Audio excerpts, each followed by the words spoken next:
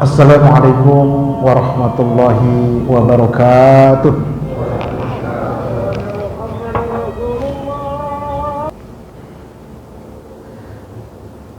Innal hamdalillah nahmaduhu wa nasta'inuhu wa nastaghfiruh wa na'udzu billahi min shururi anfusina wa min sayyiati a'malina may yahdihillahu fala mudhillalah wa may yudlil fala hadiyalah. Ashhadu an la ilaha illallah wahdahu la syarikalah wa ashhadu anna Muhammadan abduhu wa rasuluh la nabiyya ba'da. Allahumma salli wa sallim ala hadzal nabiyil karim nabiyyina Muhammadin wa ala alihi wa sahbihi ajma'in. Amma ba'du fa ya ibadallah usikum wa nafsi bi taqwallah faqad fazal muttaqun. Qala Allah subhanahu wa ta'ala fi muhkami tanzilih, a'udzu billahi minasy syaithanir rajim, ya ayyuhalladzina amanu ittaqullaha haqqa tuqatih wa la tamutunna illa wa antum muslimun. Wa qala an-nabiy sallallahu alaihi wasallam ittaqillaha haitsuma kunta wa atbi'is sayyi'atal hasanata tamhuha wa khaliqin nasa bi khuluqin hasan. Ma'asyiral muslimin jamaah salat Jumat rahimani wa rahimakumullahu jami'ah. Semoga Allah mencurahkan rahmatnya kepada kita semua. Melalui mimbar yang sangat mulia ini, saya selaku khatib tidak bosan-bosannya untuk senantiasa berwasiat, bil khusus kepada diri dan keluarga saya, juga kepada jamaah sekalian. Mari kita senantiasa meningkatkan kualitas keimanan dan ketakwaan kita kehadiran Allah subhanahu wa ta'ala. Ma'asyiral muslimin jamaah salat Jum'ah a'azzani Allah wa iyyakum. Kemerdekaan itu dapat diklasifikasikan menjadi dua. Yang pertama, merdeka secara zahir, dan yang kedua, merdeka secara batin. Merdeka secara zahir adalah terbebasnya satu negara atas jajahan negara asing.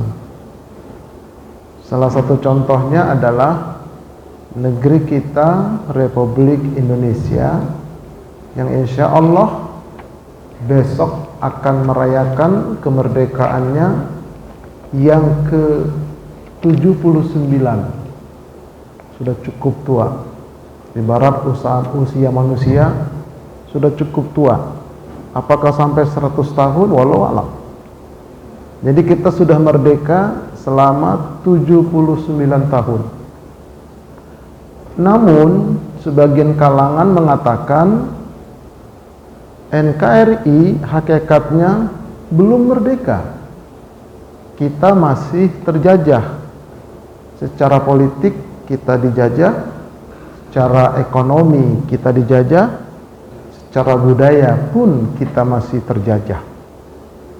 Terlepas dari itu semua, saya tidak akan membahas kemerdekaan secara zahir. Yang akan saya ulas pada kesempatan khutbah kali ini adalah kemerdekaan secara batiniah. Mari sama-sama kita ikuti uraian khutbah Jumat berikut ini. Allah subhanahu wa ta'ala menganugerahkan kepada kita manusia akal dan kolbu. Dengan akal dan kolbunya lah manusia itu melakukan perbuatannya. Beda dengan binatang. Mereka tidak punya akal dan kolbu.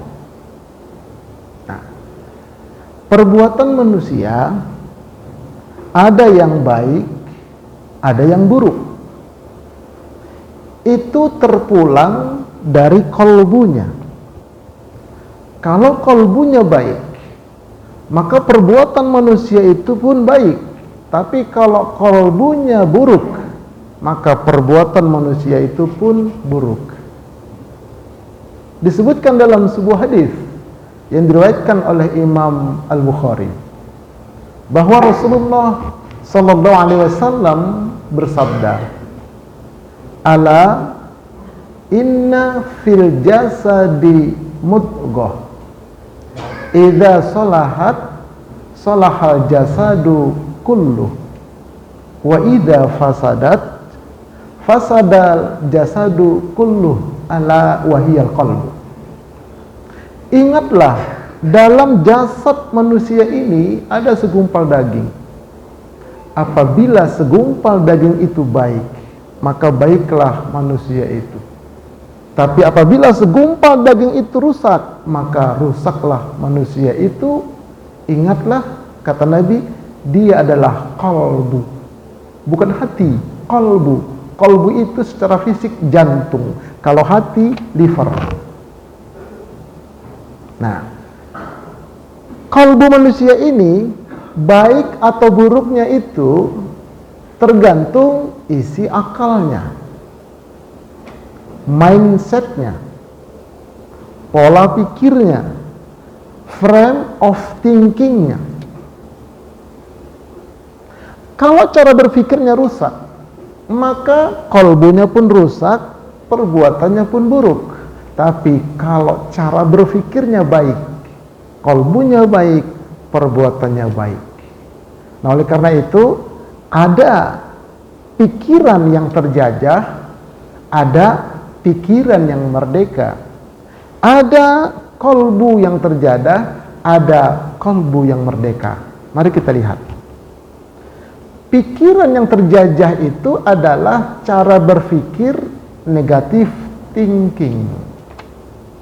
Negatif thinking ini berpikir negatif, artinya berpikir mencari sisi buruknya, melihat sisi jeleknya dari sesuatu, ada dari seseorang.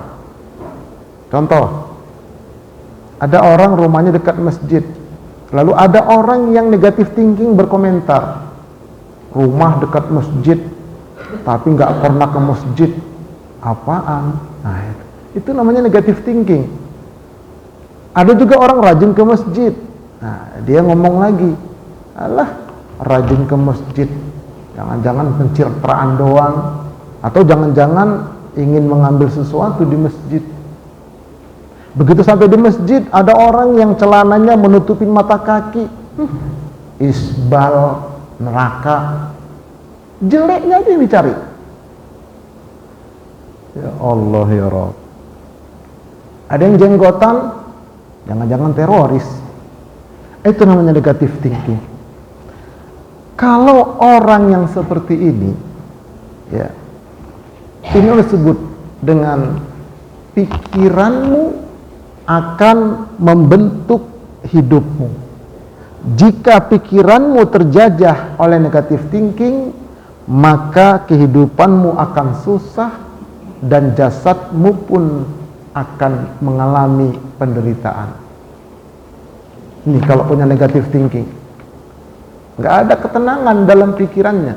Jasadnya pun akan terkena penyakit migran, kemudian stres, kemudian asam lambung naik, kemudian tensinya meningkat. Kenapa? Cara berpikirnya. Nah, itu masih terjajah dia. Nah, oleh karena itu kita diperintahkan oleh Allah Subhanahu wa taala untuk senantiasa menggunakan akal kita. Disebutkan dalam surah Al-Anfal ayat 22, Allah berfirman, a'udzubillahi minasyaitonir rajim. Inna syarrat dawabi 'indallahi summul bukmul ladzina la ya'qilun. Sesungguhnya seburuk-buruk binatang melata di muka bumi ini di sisi Allah adalah orang yang bisu, orang yang tuli, dan orang yang tidak menggunakan akalnya. Artinya akalnya itu dibiarkan berpikir negatif. Makanya kita diperintahkan oleh Allah untuk menggunakan akal. Afala yatadabbarunal Qur'an. Mengapa kalian tidak mentadabburi Quran? Merenungkan Al-Quran. Walau kana min 'indi ghairillah.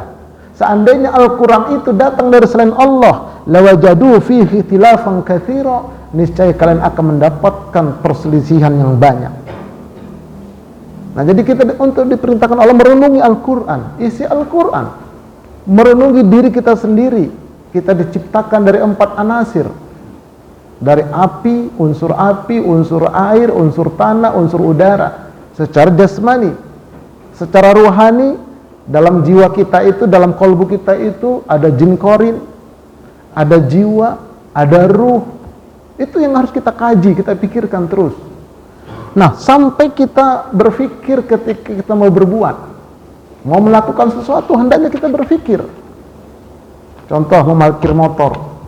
Kalau saya parkir di sini, kira-kira ganggu orang nggak ya?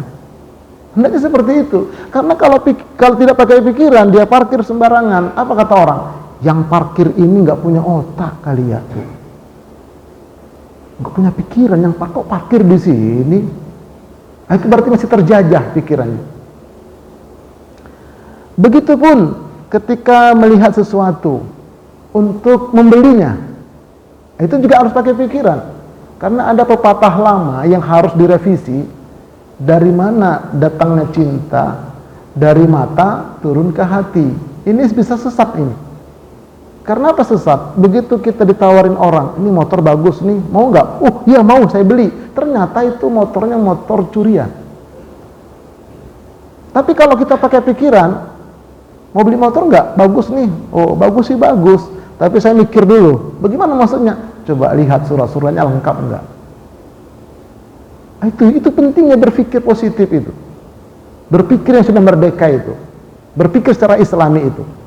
Begitu pun mendengar berita, jangan langsung ambil secara pikir, secara kolbu, tapi secara pikiran. Ditelepon, Bapak orang tua dari putra ini ya? Oh iya, Pak, putra Bapak dari sekolah tadi terjadi kecelakaan, sekarang sedang di rumah sakit. Kalau tidak Bapak transfer 10 juta, maka nggak bisa diselamatkan jiwa anak Bapak. Kalau kita nggak pakai pikiran, kita bisa tertipu. Tapi kalau pakai pikiran, oh iya siap, saya matikan dulu ya. Baru kita berpikir, kita konfirmasi ke sekolah. Selamat kita. Inilah pentingnya berpikir yang merdeka. Artinya berpikir secara syar'i. Gunakan pikiran kita. Afala ta'qilun? Apakah kamu tidak menggunakan akal? Kata Allah. Afala tatafakkarun? Apa kalian tidak berpikir? Kata Allah. Nah, oleh karena itu, supaya kita mau selamat di muka bumi ini sampai ke akhirat, yuk merdekakan pikiran kita dari negatif thinking dan pikiran-pikiran yang lainnya. Tetapi berpikirlah secara islami. Isilah dengan ilmu syar'i, akal kita ini. Yang kedua, jiwamu adalah raja yang memerintahkan hidupmu. Apabila jiwamu masih terjajah oleh hawa serta penyakit-penyakit kolbu lainnya, maka perilakumu akan berburuk dan akan tercela. Oleh karena itu, merdekakan jiwamu. Jadi, jiwa ini, kolbu, dalam kolbu ada jiwa. Jiwa itulah rajanya dalam diri kita. Apa kata jiwa kita, itu yang kita kerjakan. Iya katanya iya, tidak katanya tidak. Dorongan dari jiwa. Nah, penjajah jiwa itu diantaranya hawa. Hawa adalah keinginan-keinginan yang tidak terkendali oleh syariat. Itu namanya hawa. Dibawa oleh setan, nempel ke nafsu, menjadi hawa nafsu. Jadi nafsu itu jiwa. Banyak yang keliru. Ada orang makan banyak banget di kondangan, penuh piringnya. Temannya bilang, ente makan nafsu amat. Itu bukan nafsu, itu hawa. Hawa dibawa oleh setan, nempel ke nafsu, menjadi hawa nafsu. Hawa dorongan nafsu jiwa. Nah, jadi orang yang terjajah oleh hawanya, makanya hidupnya nggak selamat. Oleh karena itu, Allah mengingatkan kepada kita dalam surah An-Nazi'at ayat 40 dan 41. Apa kata Allah? Wa nahan nafsa 'anil hawa fa innal jannata hiyal ma'wa. Adapun orang-orang yang mampu menahan jiwanya, yang mampu memerdekakan jiwanya dari hawanya, maka dia akan dimasukkan ke dalam jannatul ma'wa. Inilah perjuangan kita, memerdekakan jiwa kita dari hawa. Hawa ini dorongan-dorongan keinginan yang menghalalkan segala macam cara. Jadi kalau orang yang jiwanya terjajah oleh hawa itu, makan semakan-makannya, nggak peduli halal haram. Dengan prinsip, jangankan nyari yang halal Ustaz, nyari yang haram aja susah. Itu hawa itu. Ingin berkuasa, menghalalkan segala macam cara. Nggak peduli orang itu celaka, tidak peduli curang atau tidak curang. Yang penting saya berkuasa. Itu namanya hawa. Jiwanya sudah terjajah oleh hawa. Oleh karena itu kita hati-hati. Di samping itu, hubbud dunia. Cinta banget kepada dunia ini pun terjajah. Artinya kalau sempat dunia, harta itu nempel ke jiwa, nah, itu sudah terjajah itu. Contohnya bagaimana? Punya uang 100.000, lembaran 10.000, ada 10. Hilang selembar. Sibuk dia mencari. Mana uang saya selembar? Semua lipatan-lipatan baju di rumah dibongkar. Laci-laci ditarik. Bertemu orang di rumah, menanya setengah nuduh. Kamu ngambil uangku ya? Kenapa? Karena uang itu nempel di jiwa. Pasti kecewa. Begitupun motor baru di parkiran, kesenggol sama kawan, lecet, marah luar biasa.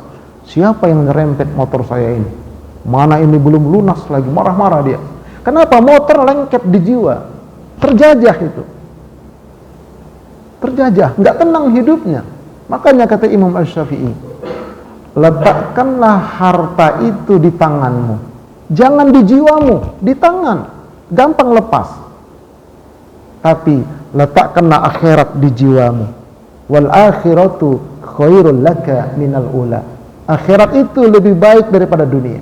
Letakkanlah kematian di pelupuk matamu. Nah, jadi sekali lagi, orang yang sudah merdeka jiwanya dari dunia, dari hawa, ketika uang 10.000 itu hilang, jiwanya berkata, mungkin aku selama ini jarang sedekah, makanya Allah tegur, dihilangkan 10.000. Motornya keserempet, dia berkata, ya wajar, namanya juga di parkiran, kalau nggak mau keserempet, taruh di garasi, diselimutin, nggak usah bawa kemana-mana, aman 10 tahun, bersih itu motor. Kenapa? Nggak ada yang nyenggol. Jadi jangan sampai taruh dunia harta itu di jiwa, tapi taruh di tangan. Merdekakan jiwa kita dari hubbud dunia, karihatil maut, dari hawa dan sebagainya. Masukkanlah cinta kepada akhirat, cinta kepada Allah, cinta kepada Rasulullah. Itulah jiwa yang merdeka. Kesimpulannya apa? Hidup cuma sekali. Kalau dalam hidup sekali ini kita tidak bisa memerdekakan pikiran kita, kita tidak bisa memerdekakan jiwa kita, matinya su'ul khotimah. Tapi kalau kita bisa memerdekakan pikiran kita, memerdekakan jiwa kita, itu disebut dalam surah Al-Fajr, namanya nafsul mutmainnah, dan matinya pun husnul khotimah. Ya ayatuhan nafsul mutmainnah, wahai jiwa yang tenang, wahai jiwa yang merdeka, irji'i ila rabbiki radiyatan mardiyah, kembali kepada Tuhanmu dalam keadaan ridho dan diridhai. Fadkhuli fi ibadi wadkhuli jannati, masuklah ke dalam kelompok hamba-hambaku, kemudian masuklah ke dalam surgaku. Semoga kita, keluarga kita semua dibimbing oleh Allah menjadi hamba-hamba Allah yang memiliki pikiran dan jiwa yang merdeka. Amin. Allahumma amin. Barakallahu li wa lakum fil Qur'anil azim wa nafa'ani wa iyyakum bima fihi minal ayati wa dzikril hakim. Aqulu qawli hadza astaghfirullahal azim li wa lakum wa li walidayya wa li walidaykum wa li sairil muslimin wal muslimat fastaghfiruhu innahu huwal ghafurur rahim.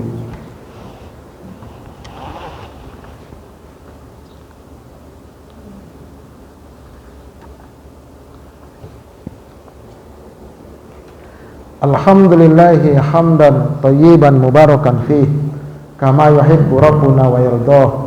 Ashhadu an la ilaha illallah wahdahu la syarikalah wa ashhadu anna Muhammadan abduhu wa rasuluh la nabiyya ba'dah. Allahumma salli wa sallim ala hadzal nabiyil karim nabiyina Muhammadin wa ala alihi wa sahbihi ajma'in.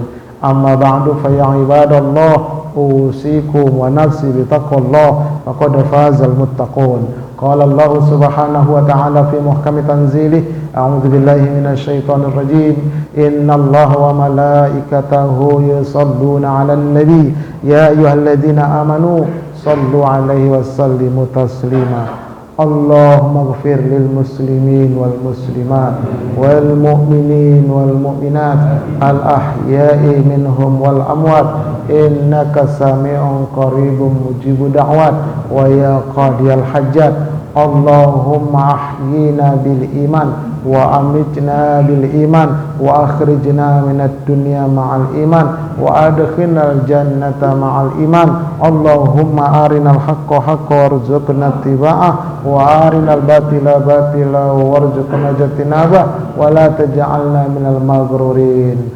Allahumma anzil sakinata wal mawaddata wa rahmata fi biladina hadza Indonesia ya Allah, fi biladina hadza Indonesia Rahman, fi biladina hadza Indonesia ya Rahim. Allahumma a'izil Islam wal muslimin wansur man nasruddin wa khudhul man khudhal muslimin khususan fi Indonesia Palestin. Rabbana atina fid dunya hasanah wa fil akhirati hasanah wa qina adzabannar. Ibadallah, innallaha ya'muru bil 'adli wal ihsan wa ita'i dzil qurba wa yanha 'anil fahsya'i wal munkari wal baghi ya'idzukum la'allakum tadhakkarun. Fadhkuruni yazkurkum was'aluhu min fadli yu'tikum wa la dzikrullahi akbar. Aqimus shalah.